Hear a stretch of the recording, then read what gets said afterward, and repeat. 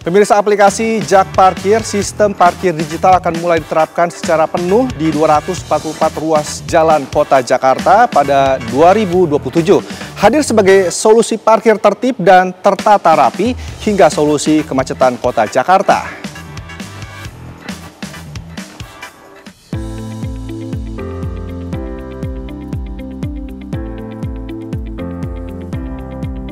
Aplikasi Jak Parkir sebelumnya telah diuji coba sejak 2021 sekitar 5 jalan di Jakarta menjadi lokasi penerapan sistem parkir digital tersebut.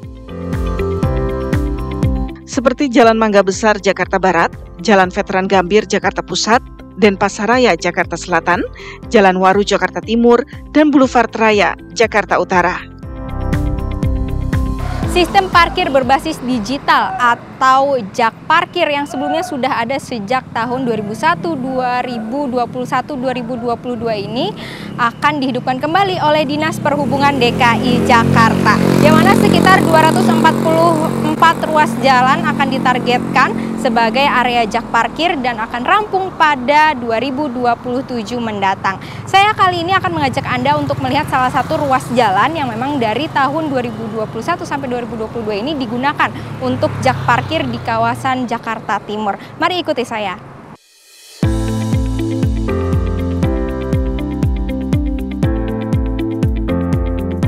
Aplikasi yang dibuat guna mempermudah masyarakat dalam mencari dan memesan tempat parkir secara digital ini telah diuji coba sejak 2021. Jalan Waru Jakarta Timur menjadi salah satu lokasinya.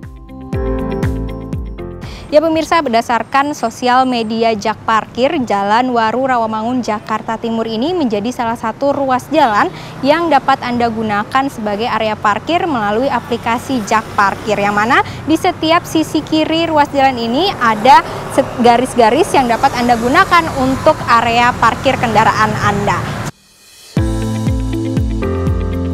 Hingga kini area tersebut masih digunakan untuk parkir kendaraan, namun dengan pembayaran manual dan dijaga juru parkir resmi Dishub.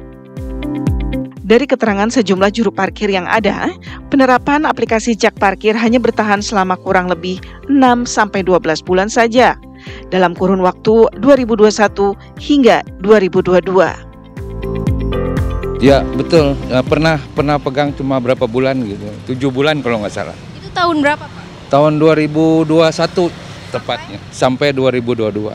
Berarti setelah itu memang sudah tidak digunakan lagi atau gimana? Jadi mereka udah habis kontrak sama Jak Parkir itu kan sudah habis kontrak.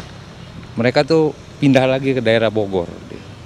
Parkir di Jalan Waru ini sejak tahun berapa Pak? Kurang lebih 2 tahunan lah, 2 tahunan ya. Sebelumnya Jalan Waru ini termasuk area parkir lewat aplikasi Jak Parkir nggak sih Pak? Enggak.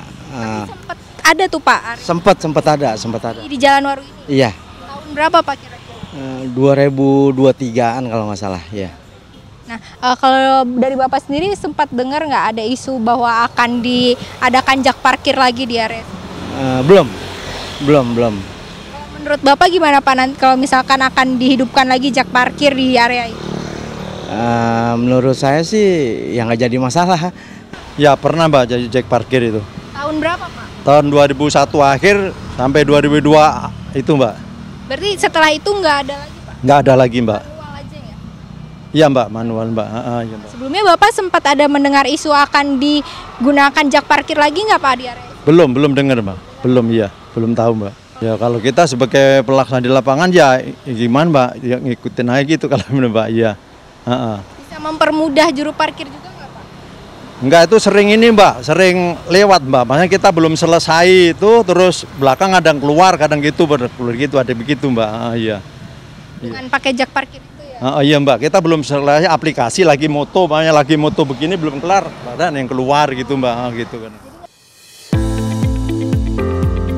Sementara itu, saat kami mencoba untuk menggunakan aplikasi Jak Parkir untuk mencari area parkir di kawasan Kelapa Gading ataupun Rawamangun, belum dapat ditemukan oleh sistem data aplikasi. Penerapan sistem baru tentang perparkiran di Jakarta ini dinilai sebagai langkah yang inovatif. Akan tetapi, Pemprov Jakarta diminta untuk lebih mendalami dulu tentang apa masalah utama dari wajah perparkiran di wilayahnya. Terus terang saja, parkir ini kan dianggap sebagai retribusi pendapatan yang secara resmi bisa diterima oleh masyarakat, dan yang secara tidak resmi banyak banget parkir liar di mana-mana. Dan sebetulnya ini kan ada dua sudut pandang yang mau diatur apa? Sisi pendapatannya. Dengan digital itu kan transaksinya lebih jelas. Nah, kemudian yang lebih parah lagi sebetulnya parkir ini juga ada persoalan sosial yang mencakup banyaknya orang yang rojali atau lahana yang tidak punya pekerjaan, kemudian menjadikan lahan parkir ini sebagai lahan untuk mendapatkan pendapatan. Jadi yang mau diatur apanya? Menelisik masalah sosial yang terjadi sehari-hari, masih banyak keluhan masyarakat terkait wajah perparkiran di Jakarta. Apakah penerapan parkir digital ini dapat menyelesaikan problematika yang kejelasannya sangat ditunggu-tunggu oleh masyarakat luas? Yang dikeluhkan oleh masyarakat adalah saat ini adalah banyak parkir liar, misalnya contoh di retail ya, di beberapa belanja itu kita kan ketemu makhluk goib gitu. Kita datang dia nggak ada, kita pulang dia datang gitu kan. Nah, kemudian parkir ini juga menjadi pemerasan juga yang kadang-kadang tidak wajar. Jadi kalau parkir digital konteksnya itu adalah untuk mengatur sisi pendapatan supaya lebih terkelola, tidak terjadi kebocoran, maka sistem digital yang bagaimana yang harus dikembangkan supaya dia tersosialisasi dengan masyarakat. Kan sampai sekarang kita belum tahu bagaimana format parkir digital ini. Pembenahan sistem parkir ini dinilai masih belum sepenuhnya tuntas. Uji coba penerapan digitalisasi parkir yang dilakukan sejak 2021 belum menampakkan hasil yang signifikan. Namun, Dinas Perhubungan yang menargetkan pada tahun 2027 penerapan jak parkir yang meliputi 244 ruas jalan yang ada di kota Jakarta akan dilaksanakan. Saya sangat senang sekali, soalnya kalau jak parkir tuh lebih enak daripada di shop gitu. Oh enggak pakai aplikasi. Nggak usah pakai aplikasi. Aplikasi ya. Kenapa, Pak? Ribet. Oh ya masih enak manual kalau jalan begini, Mbak. Jak parkir menjadi langkah awal untuk mewujudkan kota Jakarta yang lebih tertib dan juga nyaman bagi para warganya. Mari kita tunggu bersama untuk Dinas Perhubungan DKI Jakarta merealisasikan target ini hingga mencapai tahun 2027 yang akan datang. Dari Jakarta, Rizka Sasabila, Hadat Suhandi, TV One mengabarkan.